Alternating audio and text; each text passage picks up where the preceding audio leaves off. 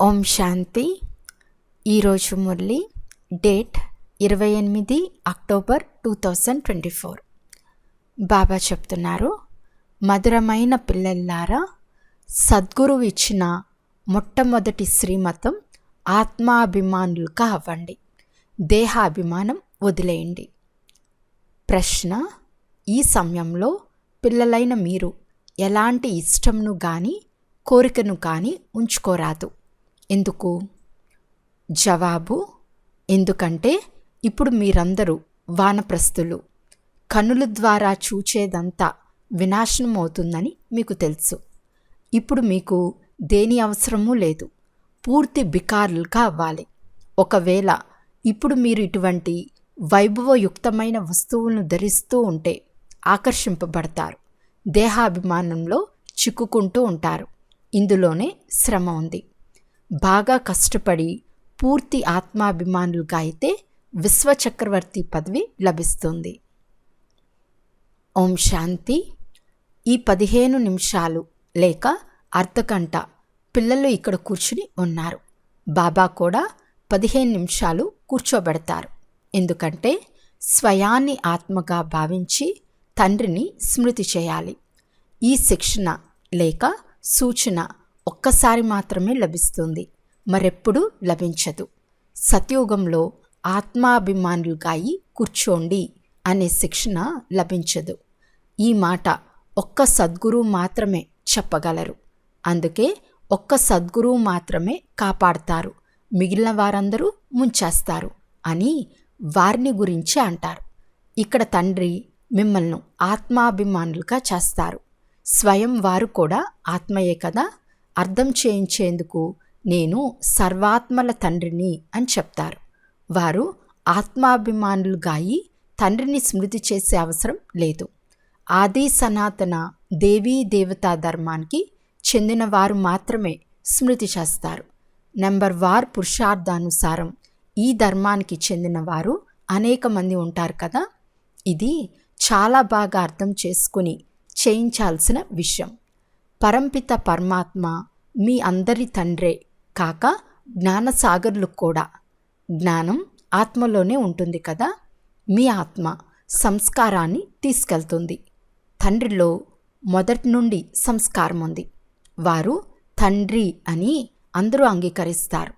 మరొక ప్రత్యేకత ఏమిటి అంటే వారిలో యథార్థమైన జ్ఞానం ఉంది. వారు బీజరూపులు.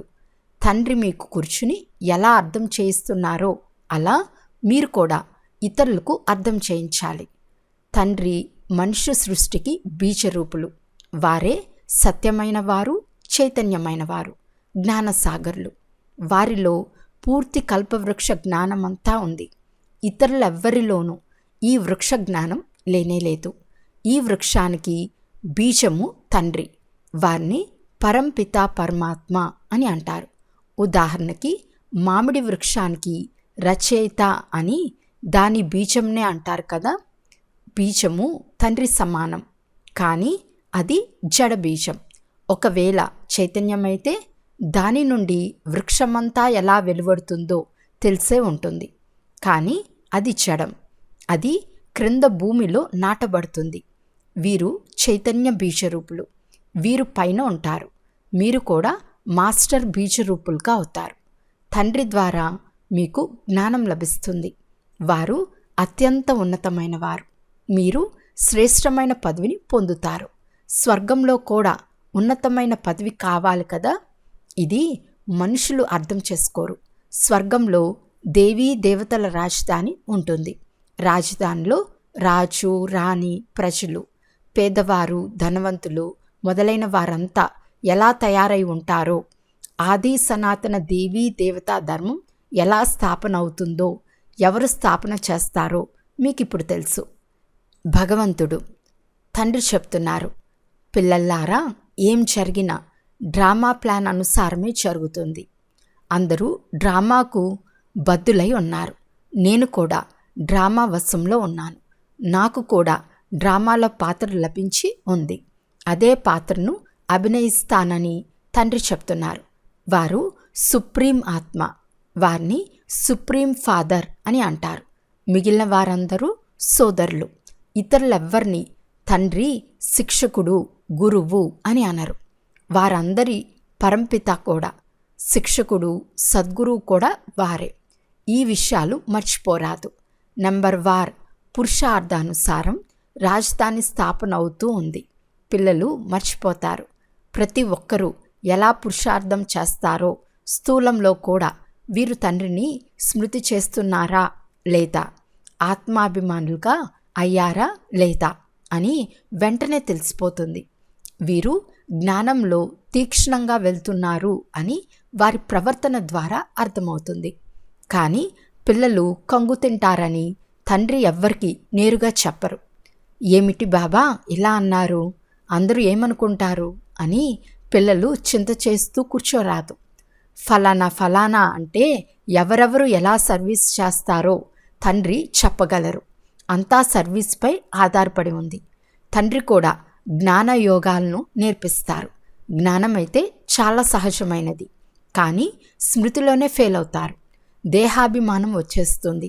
తర్వాత ఇది కావాలి, ఈ మంచి వస్తువు కావాలని ఇలాంటి సంకల్పాలు వస్తూ ఉంటాయి. తండ్రి చెప్తున్నారు, ఇక్కడ మీరు వనవాసంలో ఉన్నారు కదా, మీరిప్పుడు వానప్రస్థంలోకి వెళ్ళాలి. కనుక అలాంటి వస్తువులేవి ధరించరాదు. మీరు వనవాసంలో ఉన్నారు కదా, ఒకవేళ అలాంటి ప్రపంచిక వస్తువులు ఏవైతే ఉంటే అవి ఆకర్షిస్తాయి. శరీరం కూడా ఆకర్షిస్తుంది. క్షణక్షణం దేహాభిమానంలోకి తీసుకొస్తాయి. ఇందులో శ్రమ ఉంది. కష్టపడకుండా విశ్వ సామ్రాజ్యం లభించదు. శ్రమ కూడా నెంబర్ వార్ పురుషార్థం అనుసారం కల్పకల్పం చేస్తూ ఉంటారు. ఫలితం కనిపిస్తూ ఉంటుంది. పాఠశాలలో కూడా నెంబర్ వారుగా బదిలీ అవుతారు. ఫలానా వారు చాలా శ్రమ చేశారని టీచర్కు అర్థమైపోతుంది. వీరికి చదివించే ఆసక్తి ఉంది, అలాంటి భావన కలుగుతుంది. అక్కడ ఒక క్లాసు నుండి బదిలీ అయ్యి 2వ తరగతికి 3వ తరగతికి వస్తారు. ఇక్కడ ఒకేసారి చదవాలి. ముందు ముందు మీరు ఎంతెంత సమీపానికి వస్తూ ఉంటారో అంతంత అన్నీ తెలుస్తూ ఉంటాయి. ఇక్కడ చాలా కష్టపడాలి. తప్పకుండా ఉన్నత పదవి పొందుతారు. కొందరు రాజారాణులుగా అవుతారు, కొందరు మరొకటి, కొందరు ఇంకొకటి అవుతారని మీకు తెలుసు. ప్రజలుగా కూడా చాలామంది అవుతారు. ఇదంతా వారి ప్రవర్తన ద్వారా అర్థమవుతుంది. వీరిలో ఎంత దేహాభిమానం ఉందో, వీరికి తండ్రిపై ఎంత ప్రేమ ఉందో తెలుస్తుంది. ఒక తండ్రిపైనే ప్రేమ ఉండాలి కదా, సోదరులపై కాదు. సోదర ప్రేమ ద్వారా ఏమీ లభించదు. అందరికీ ఆస్తి తండ్రి నుండే లభిస్తుంది. తండ్రి చెప్తారు, పిల్లల్లారా, స్వయాన్ని ఆత్మ అని భావించి నన్ను స్మృతి చేస్తే మీ పాపాలు సమాప్తమవుతాయి. ఇదే ముఖ్యమైన విషయం. స్మృతి ద్వారా శక్తి లభిస్తుంది. రోజు రోజుకు బ్యాటరీ నిండుతూ ఉంటుంది. ఎందుకంటే జ్ఞానధారణ జరుగుతూ ఉంటుంది కదా, బాణం తగులుతూ వస్తుంది. రోజు రోజుకు నెంబర్ వార్ పురుషార్థానుసారం మీ ఉన్నతి జరుగుతూ ఉంటుంది. ఈ ఒక్క తండ్రి, టీచర్, సద్గురువు మాత్రమే ఆత్మాభిమానిగా అయ్యే శిక్షణను ఇస్తారు. వేరెవ్వరూ ఇవ్వలేరు. మిగిలిన వారంతా దేహాభిమానులుగా ఉన్నారు. ఆత్మాభిమానుల జ్ఞానం ఎవ్వరికీ లభించదు. మనుషులెవ్వరూ తండ్రి, టీచర్, సద్గురువుగా అవ్వలేరు. ప్రతి ఒక్కరూ వారి వారి పాత్రను అభినయిస్తున్నారు. మీరు సాక్షిగా ఉండి చూస్తారు. పూర్తి నాటకం అంతా సాక్షిగా ఉండి చూడాలి, అభినయించాలి కూడా. తండ్రి నిర్మాత, దర్శకుడు, నటుడు కూడా అయ్యారు. శివబాబా వచ్చి పాత్ర అభినయం చేస్తారు.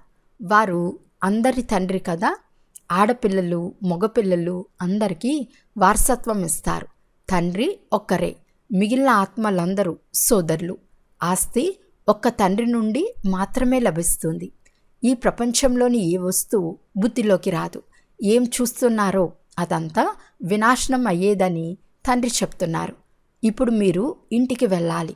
వారు బ్రహ్మతత్వాన్ని స్మృతి చేస్తారు, అనగా ఇంటిని స్మృతి చేస్తారు. బ్రహ్మతత్వంలో లీనమైపోతామని భావిస్తారు. దీనినే అజ్ఞానము అని అంటారు. మనుషులు ముక్తి, జీవన్ముక్తి గురించి ఏం చెప్తున్నారో, ఏ యుక్తులు రచించారో అవన్నీ తప్పే. సరైన మార్గాన్ని ఒక్క తండ్రి మాత్రమే తెలియచేస్తారు. తండ్రి చెప్తారు, డ్రామా ప్లాన్ అనుసారం నేను మిమ్మల్ని రాజాదిరాజులుగా చేస్తాను. మా బుద్ధిలో కూర్చోవటం లేదని కొంతమంది అంటూ ఉంటారు. బాబా మా నోటిని తెరిపించండి, కృప చూపించండి అని కొందరు అంటారు. తండ్రి చెప్తారు, ఇందులో నేను చేసేదేమీ లేదు. ముఖ్యమైన విషయం ఏమిటి అంటే మీరు ఆజ్ఞానుసారం నడుచుకోవాలి. సరైన ఆదేశ నిర్దేశాలు తండ్రి నుండి లభిస్తాయి. మిగిలిన మనుషులు చేత తప్పు నిర్దేశం లభిస్తుంది. ఎందుకంటే అందరిలోనూ 5 వికారాలున్నాయి కదా. క్రిందకే దిగుతూ తప్పుగా అవుతూ వచ్చారు. ఏమేమో రిద్ధి సిద్ధులు మొదలైనవి చేస్తూ ఉంటారు. అందులో సుఖం లేదు. అవన్నీ అల్పకాలిక సుఖాలని మీకు తెలుసు. దాన్ని కాకిరెట్టకు సమానమైన సుఖమని అంటారు. మెట్ల చిత్రం చూపించి చాలా బాగా అర్థం చేయించాలి. కల్పవృక్షంపై కూడా అర్థం చేయించాలి. మీ ధర్మస్థాపన చేసిన వారు ఫలానా సమయంలో వస్తారని, క్రీస్తు ఫలానా సమయంలో వస్తారని ఏ ధర్మం వారికైనా మీరు ఈ చిత్రంను చూపించి తెలపవచ్చు. ఎవరు ఇతర ధర్మాల్లోకి మత మార్పిడి అయి ఉంటారో వారికి ఈ ధర్మమే బాగుందని అనిపిస్తుంది. తక్షణం వచ్చేస్తారు. మిగిలిన వారెవ్వరికీ ఇది నచ్చదు. మరి వారు పురుషార్థం ఎలా చేయగలరు? మనుషులను ఉరికమ్మను ఎక్కిస్తారు. మీరు ఒక్క బాబా స్మృతిలోనే ఉండాలి. ఇది చాలా మధురమైన ఉరి. ఆత్మ బుద్ధి యోగం తండ్రి వైపు ఉంటుంది. తండ్రిని స్మృతి చేశామని ఆత్మకు చెప్పబడుతుంది. ఇది స్మృతి అనే ఉరి. తండ్రి పైన ఉంటారు కదా. మేము ఆత్మలము. తండ్రిని స్మృతి చేయాలని మీకు తెలుసు. ఈ శరీరాన్ని ఇక్కడే వదిలేయాలి. మీ వద్ద ఈ జ్ఞానమంతా ఉంది. మీరిక్కడ కూర్చుని ఏం చేస్తారు? శబ్దానికి అతీతంగా వెళ్ళుటకు పురుషార్థం చేస్తారు. అందరూ నా వద్దకు వచ్చే తీరాలని తండ్రి చెప్తున్నారు. వారు మృత్యువుకే మృత్యు కదా. ఆ మృత్యువైతే ఒక్కరిని తీసుకెళ్తుంది. అది కూడా తీసుకెళ్లేందుకు మృత్యు అనే వ్యక్తి ఎవ్వరూ లేరు. ఇది డ్రామాలో నిర్ణయించబడి ఉంది. ఆత్మ సమయానుసారం తనంతటకు తానే వెళ్ళిపోతుంది. ఈ తండ్రి అయితే ఆత్మలందరినీ తీసుకెళ్తారు. కనుక ఇప్పుడు మీ అందరి బుద్ధి యోగం ఇంటికి వెళ్ళటం పైనే ఉంది. శరీరాన్ని వదలటానికి మరణించడమని అంటారు. శరీరం సమాప్తమైపోతుంది. ఆత్మ వెళ్ళిపోతుంది. బాబా వచ్చి మిమ్మల్ని ఈ సృష్టి నుండి తీసుకెళ్ళండి, ఇక్కడ మేము ఉండలేము అని పిలుస్తారు. డ్రామా ప్లాన్ అనుసారం ఇప్పుడు తిరిగి వెళ్ళాలి. బాబా ఇక్కడ అపారమైన దుఃఖం ఉంది, ఇక ఇక్కడ ఉండము, ఇది చాలా చీచీ ప్రపంచం అని అంటారు. అందరూ తప్పకుండా మరణించాల్సిందే. అందరిది వానప్రస్థ అవస్థయే. ఇప్పుడు శబ్దానికి అతీతంగా వెళ్ళాలి. మిమ్మల్ని ఏ మృత్యు కబలించదు. మీరు సంతోషంగా వెళ్తారు. శాస్త్రాలు మొదలైనవన్నీ భక్తి మార్గంకు చెందినవి. ఇవి మళ్ళీ ఉంటాయి. ఇది డ్రామాలోని అద్భుతమైన విషయం. ఈ టేప్ రికార్డరు, ఈ గడియారము, ఈ సమయంలో మీరు ఏమేం చేస్తున్నారో ఇవన్నీ మరల వస్తాయి. ఇందులో తికమక పడే విషయం ఏదీ లేదు. ఈ విశ్వ చరిత్ర, భూగోళాలు పునరావృతమవుతాయి. అనగా ఉన్నది ఉన్నట్లు రిపీట్ అవుతాయి. మనం మళ్ళీ ఇటువంటి దేవీ దేవతలుగా అవుతున్నాము. మళ్ళీ అవుతామని ఇప్పుడు మీకు తెలుసు. ఇందులో కొద్దిగా కూడా వ్యత్యాసం ఉండదు.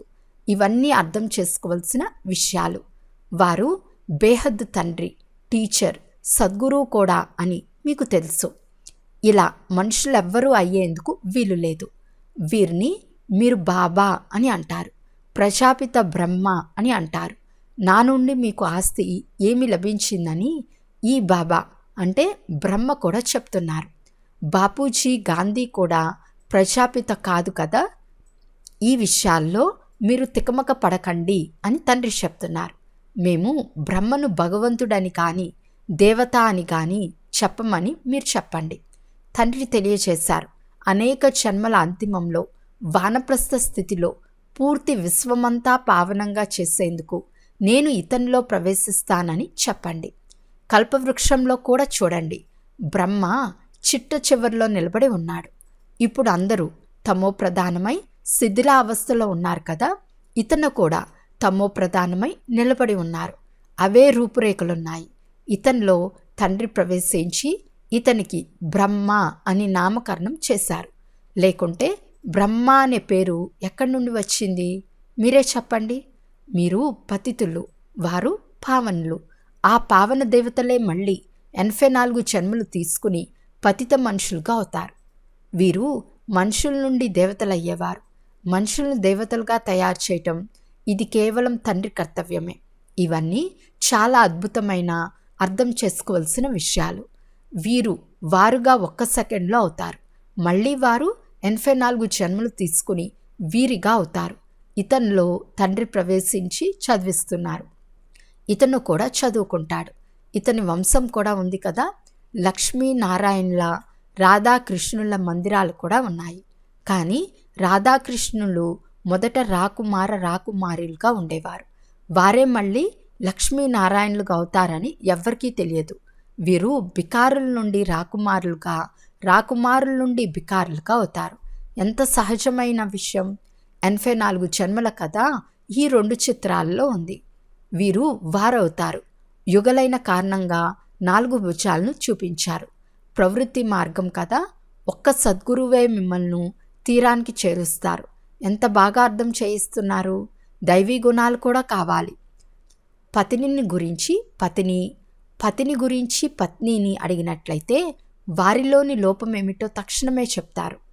ఫలానా విషయంలో చాలా విసిగిస్తున్నారని చెప్తారు. కొంతమంది ఎవరిని విసిగించరు. ఇరువురు పరస్పరంలో సహయోగులుగా అయి జతగా నడుస్తారు. కొందరు ఒకరినొకరు క్రింద పడవేయాలని ప్రయత్నం చేస్తూ ఉంటారు. తండ్రి చెప్తున్నారు, ఇందులో స్వభావాన్ని బాగా పరివర్తన చేసుకోవలసి ఉంటుంది. అవన్నీ అసురీ స్వభావాలు. దేవతలది దైవీ స్వభావం. అసురులు దేవతల యుద్ధం జరగలేదని మీకు తెలుసు. పాత ప్రపంచం వారు, కొత్త ప్రపంచం వారు పరస్పరంలో ఎలా కలవగలరు? తండ్రి చెప్తారు, గడిచిపోయిన విషయాలను రాసేశారు. వాటిని కథలని అంటారు. పండుగలు మొదలైనవి ఈ సమయానికి సంబంధించినవే. ద్వాపరం నుండి ఆచరిస్తారు, సత్యుగంలో ఆచరించరు. ఇవన్నీ బుద్ధి ద్వారా అర్థం చేసుకోవలసిన విషయాలు. దేహాభిమానం వలన పిల్లలు చాలా పాయింట్లు మర్చిపోతారు. జ్ఞానం చాలా సహజం. 7 రోజుల్లో పూర్తి జ్ఞానమంతా ధారణ అవ్వగలదు. మొట్టమొదట స్మృతి యాత్రపై గమనం ఉంచటం అవసరం. అచ్చా, మధురాతి మధురమైన అపరూపమైన పిల్లలకు మాతాపిత బాప్దాదాల ప్రియ స్మృతులు మరియు గుడ్ మార్నింగ్. ఆత్మీక పిల్లలకు ఆత్మీక తండ్రి నమస్తే. ఆత్మీక తండ్రికి ఆత్మీక పిల్లల యొక్క ప్రియ స్మృతులు మరియు నమస్తే నమస్తే నమస్తే. ధారణ కొరకు ముఖ్య సారం.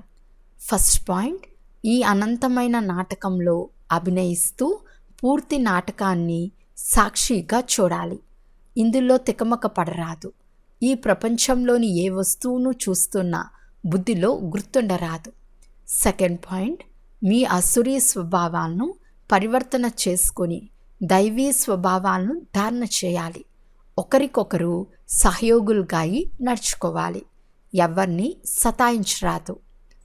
వరదానం, స్వయంలో సర్వశక్తులను ఎమర్జ్ రూపంలో అనుభవం చేసే సర్వసిద్ధి స్వరూప భవ.